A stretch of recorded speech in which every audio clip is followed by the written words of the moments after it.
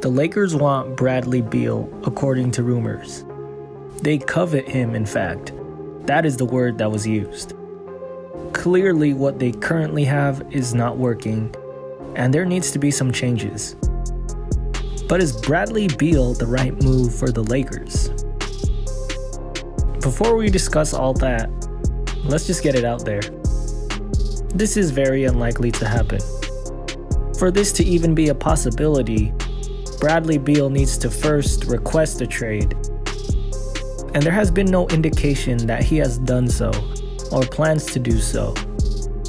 But even if he does, the Lakers only have Russell Westbrook and 2 first-round draft picks that they can trade. Most teams in the league can come up with a much better package for Bradley Beal. But he does have a no-trade clause. So if he really does want to go to the Lakers, he could refuse every other deal that isn't the Lakers deal. But he also just signed a contract extension and has about 4 years left on his contract.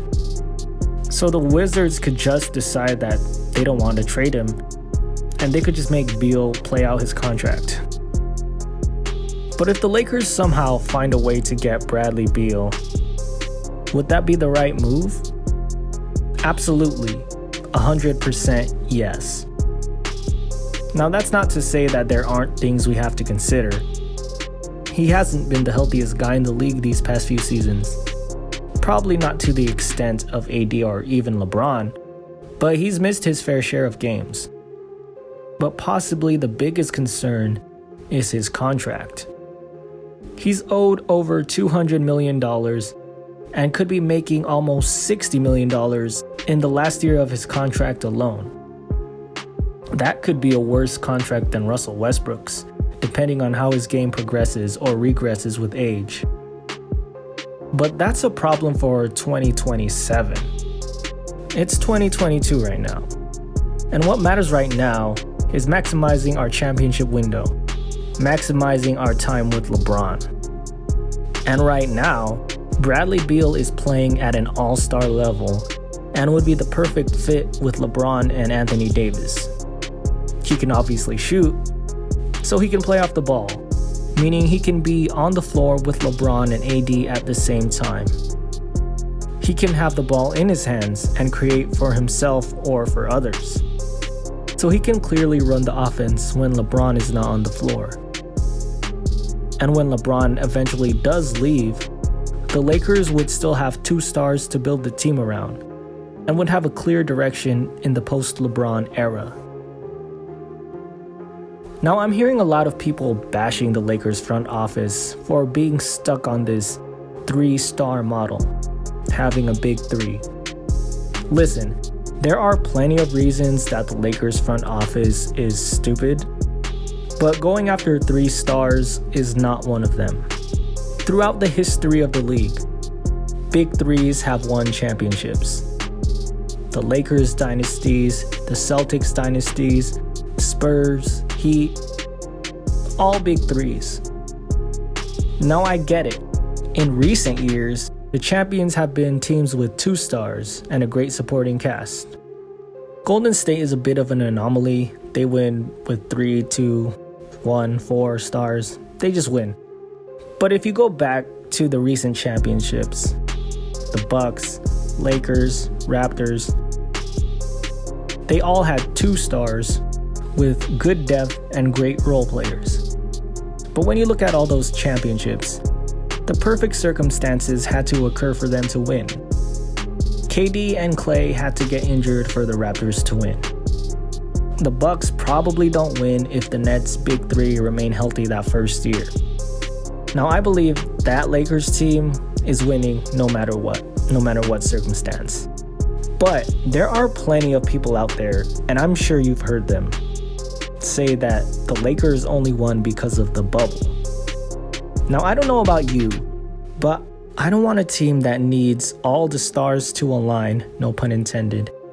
They need that perfect circumstance, maybe some unfortunate events to other teams, just for a chance to win a championship. I want a team that, when healthy, is clearly the best team. When all the players are playing to their potential, no other team stands a chance. Now let's revisit these champions with the 2-star model. How many championships did each of these teams win? The Bucks won. The Lakers won. Raptors won. All these teams, just a single championship. The Lakers aren't interested in winning one championship. The Lakers are and always have been about dynasties. Multiple championships. Are you satisfied with one championship? No, right? If that were the case, then we wouldn't be so pissed off about the state of the team right now. We're only a couple years removed from the last championship. We should be content with the 2020 championship. But we're not. Because the expectation from the fans and the organization is multiple championships. Dominance. And when you look at the dynasties throughout the history of the NBA, most have been teams with 3 stars.